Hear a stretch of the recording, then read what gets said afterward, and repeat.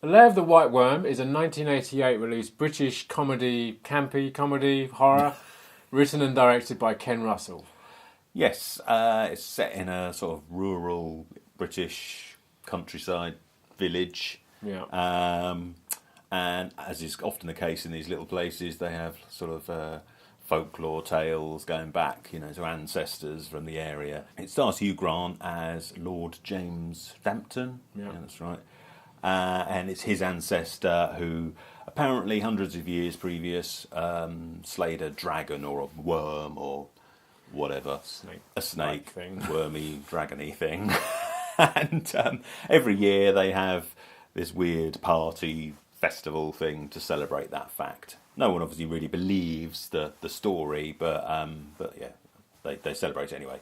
And also in the village is an archaeology student played by Peter Capaldi, who right at the start of the film he's digging up and he finds this big skull, which looks to be the skull of a large serpent, but bigger than any normal snake that you would see around. So and then and strange things start occurring. People getting bitten by snakes, and then Amanda Donohoe's character turns up, and she seems to like snakes a little bit, a lot. So our heroes start poking around to see what the hell's going on with this snaky, wormy, dragony mystery. Yes, indeed. And campolarity and horror ensues. Campolarity, that's a good word. Well, it's still Halloween, month of Halloween, and we're back in Bram Stoker territory. Yes, we are. Actually, at the start of the month we did Nosferatu, which is Dracula basically, and this is a short story that was. So this is based on a short story by Bram Stoker, and it was also the story itself was based on this original folklore story that comes out of Derbyshire. This is basically the plot of the film. I think this is kind of a loose adaptation of both the story and the original legend itself. But being that it's by the filmmaker Ken Russell, it's a little bit outrageous, wouldn't you say? Yeah, pretty much. It's a little backstory. Little bit of backstory for this. Yeah. So I'm going to come out and say this now that I'm quite glad I chose this for a reason. It's a horror film. And we are in the month of Halloween. Yep. But Ken Russell's like my favourite filmmaker of all time. Right. And he's about as outrageous and as controversial and as flamboyant as you can get. And I've always loved his work like so much. And have you ever seen a Ken Russell film? Is this your first Ken Russell film? I don't know. It might be. He's made quite a lot. Yeah, I know. I don't. I can't think whether I've seen any others. Okay. But we made The Devils, didn't he? Devils, yeah. Was Bushfinder a general hit? No, that's not his. No, he's only ever done a couple of horror films. He's like his later career. He did. The Devil's not really a horror film, but there's obviously quite horrific elements in it. In the 80s, he did Altered States, which is a kind of sci-fi horror with William Hurt. He did Gothic, which is a kind of psychedelic, hallucinogenic film about it's Mary Shelley and the night all these kind of writers go out and they take like acid and basically drum up the story of Frankenstein and things like that. It's pretty good. And then this one. So he kind of made 3 horror type films in the 80s. And this is kind of one of it's pretty much his last feature film. He did The Rainbow. In fact, I think he made this one to get funding for The Rainbow. The Rainbow is kind of a sequel to Women in Love, which is his famous film with Oliver Reed and Alan Bates. But this one, this is at the end of his film career. And it just kind of goes all out with it. Completely all out. He's known as being, he's extremely anarchic, very controversial at times.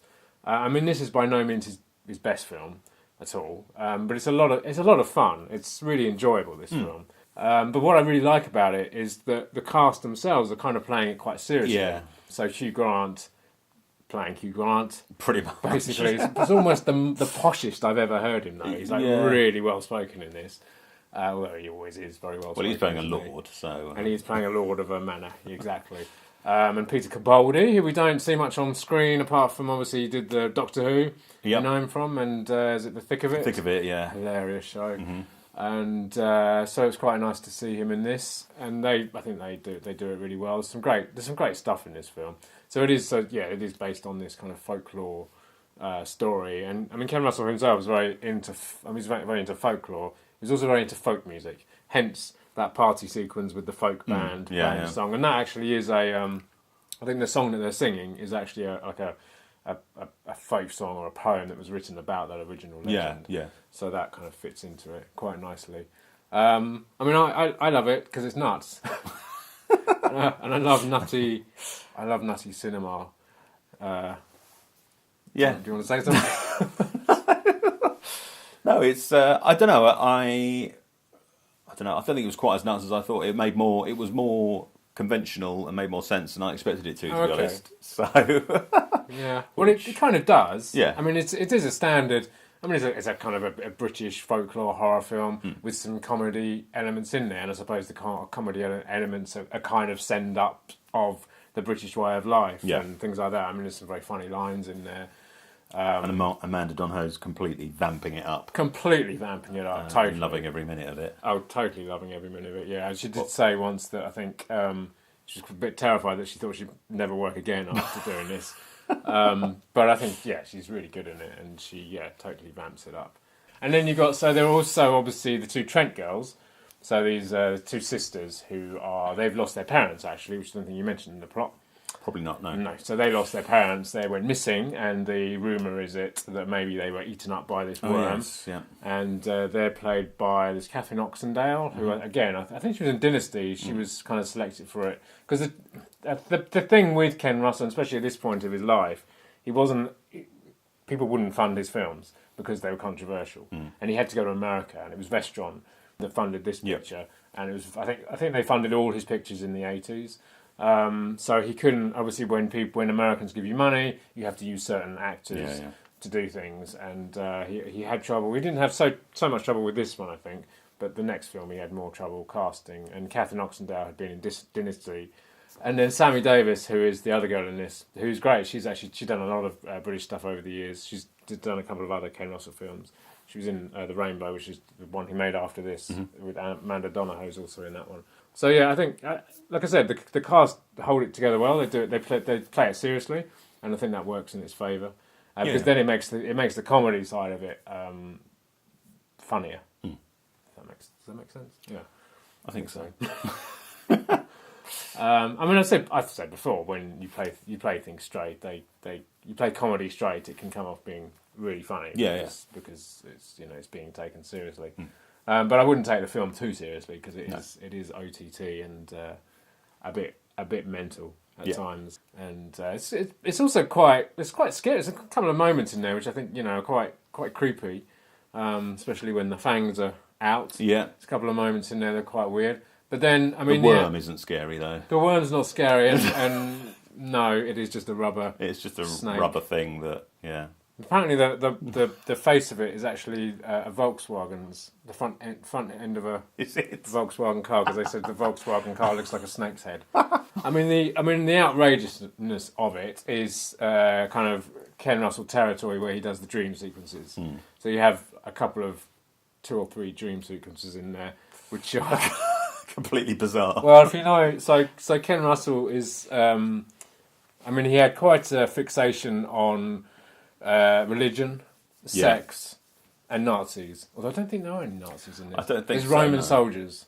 That's true, yeah. A bit of rape and pillaging going on, and crucifixes, and they are typical. They turn up a lot in Ken Russell films, either in dream sequences or kind of great artistic set pieces and things like that. He is a loon. I met Ken Russell twice in my life before, because he died a few years ago. And so before he was a filmmaker, he was a photographer. He was a stills photographer, and he did some incredible photographs back in the 1950s. And if you look at them, you can really see the kind of the weird workings of quite a surreal experimental filmmaker, because there's really interesting stuff.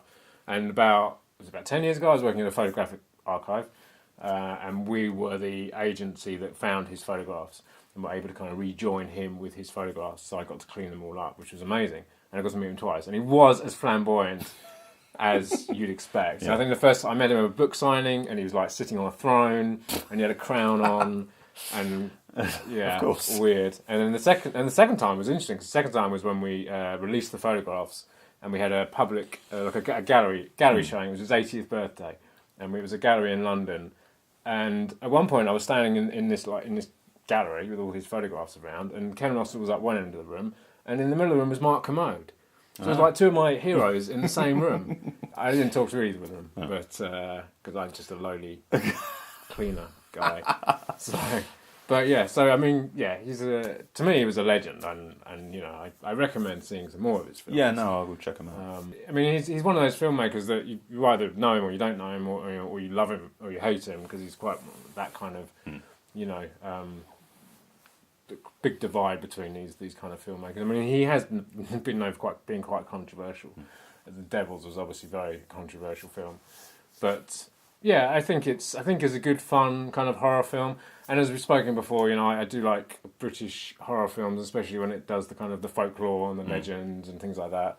And yes, this is hammy and it's campy and it's over the top, and but it's, you know, he's the nice thing about Ken Russell, he's always plays. He loves visuals. His films are very visual, and so in this he plays a lot with wide angle lenses. There's that wonderful shot when Amanda Donohoe or Lady Sylvia Marsh, she comes into their home, and she comes into the room and she sees the skull on the table, and it's like huge at the front of the screen, and she's like tiny way back, and then she comes up to it and picks it up. It's just, I don't know, he just has a wonderful eye, I think, too. And if you've seen those photographs that I mentioned, you can totally see, you know, that eye working years and years ago. But yeah, no, I think it's an enjoyable little romp, and there's not a huge amount to say about it, really. Go and check it out if you want.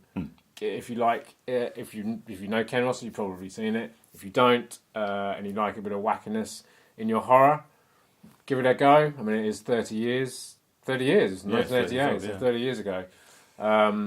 But yeah, I don't know what if you recommend if you like certain films. I don't know. I can't think of anything quite like horror comedies. Obviously, in this country, we've got things like Shaun of the Dead and Sightseers and stuff like that.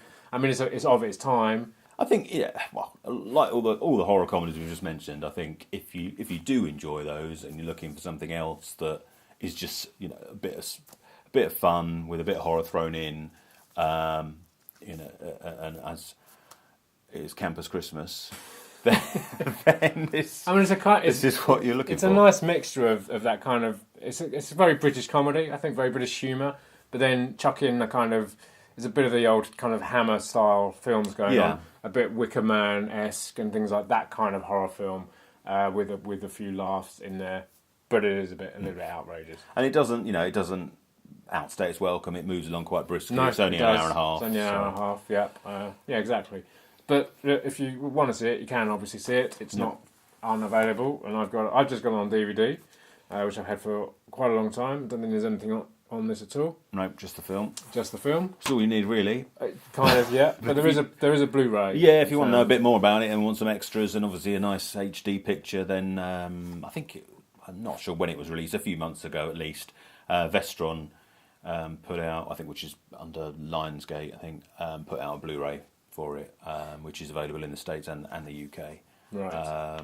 So yeah, if you want a nice shiny new version, that would be the one to pick up. I might pick it up myself because I've only got it on DVD. There you go. It's droll, kinky fun. So Fox Channel 5. There you go. Yeah, see it. Yeah, do that. So that was the Lair of the White Worm, and as always, if you enjoyed the video, let us know in the comments below. Yep, click up there to subscribe and check out some of our other videos over there. Join us on Facebook and Twitter, and make sure you come back next week for a brand spanking new video.